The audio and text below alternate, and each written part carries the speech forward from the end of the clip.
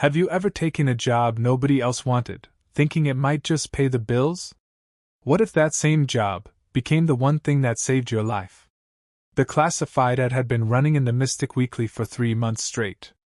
$80,000 a year to be a private driver at the Whitmore estate. Nobody wanted it. Samuel Carter, a single dad drowning in debt, stared at the crumpled newspaper in his rough hands.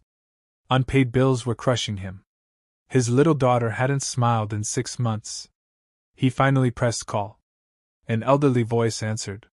Samuel had no idea he was about to step through a door that would change everything. Sometimes the jobs nobody wants become the ones that save your life. But here's the question that will keep you watching. What happens when two broken people are forced together in total silence, day after day? The Whitmore mansion rose from the Connecticut coastline like a dark, lonely castle. Fog rolled through the iron gates. The place felt abandoned, like the walls themselves had given up on joy. Arthur, the old butler, met Samuel at the door. His eyes held warning and pity. "She's been waiting," he whispered. Inside, the air tasted of old money and older grief. Margaret Whitmore stood with her back to them, staring at the cold Atlantic. Silver hair pulled tight. Beautiful, like a winter storm. Sharp. Distant. Dangerous. She turned. "You need this job," she said. It wasn't a question. "I need someone who won't ask questions." Then she was gone. Arthur explained the rules. Every morning at 8:30 sharp. Drive her to 4 locations. 30 minutes each. Never more. Never less. She won't speak. She won't explain. Just drive. Samuel thought of his 7-year-old Grace, still setting a place at the table for her dead mom. He thought of the eviction notice on his door. He nodded. The first weeks were torture.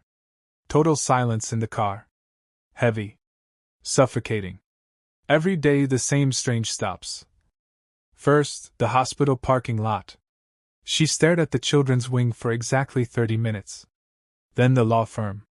She came back with red eyes. Then an empty lot with just a broken foundation. She stood there, arms wrapped around herself, like the wind might blow her away. Finally, the bank. Samuel watched her in the mirror. White knuckles. Trembling hands. Eyes that had forgotten how to cry in front of people. He knew that look. He saw it in his own mirror every morning since the funeral. But something was happening. The silence was changing. It went from cold to shared. He started taking longer routes when her breathing got fast. Turned up the heat when she shook. Never asked? Never spoke. She noticed. One rainy afternoon, stuck outside the hospital, Samuel finally broke. "Do you ever just want to talk?" She was quiet so long he thought she'd fire him.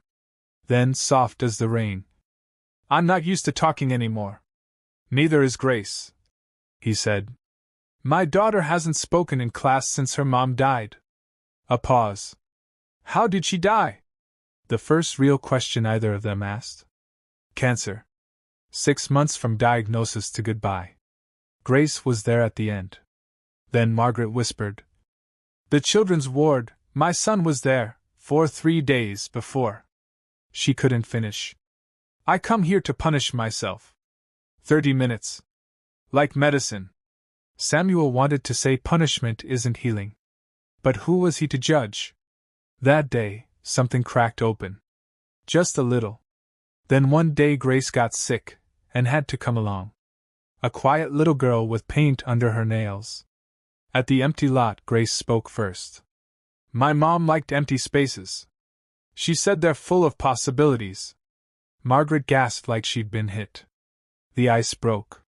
Slowly. Art supplies appeared. Real ones. Expensive ones. "For your daughter," Margaret said. "Children shouldn't be punished for their grief." Grace smiled for the first time in months. Real smiles. Real words. Real light. Margaret started talking about Michael. Her son. 24 years old. Addiction. Overdose. A house that was never built. A mother who chose boardrooms over baseball games. Guilt that turned her to stone. But Grace, little Grace, taught her something. Mom said broken things can be beautiful. Like when they fix cracks with gold. Kintsugi. The art of precious scars. And that's when everything changed. Margaret started repairing everything. Not just bowls. Herself. Her company had been tearing down neighborhoods. Evicting families.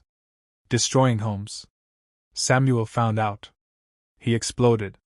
You punish yourself for missing your son's pain, while causing pain to hundreds of others. Margaret broke. Completely. That night she stopped an entire luxury development. Turned it into affordable housing. Created a foundation in Michael's name. Turned her empty mansion into gardens, art rooms, recovery centers. The woman who once sat frozen in the back seat now danced in the garden with Mrs. Rodriguez. The little girl who stopped talking now taught broken people how to paint their cracks gold. And Samuel? The single dad who took the job nobody wanted. He found family. Not the one he lost. A new one. Built from gold in the cracks. Sometimes the worst moments of our lives lead us exactly where we need to be.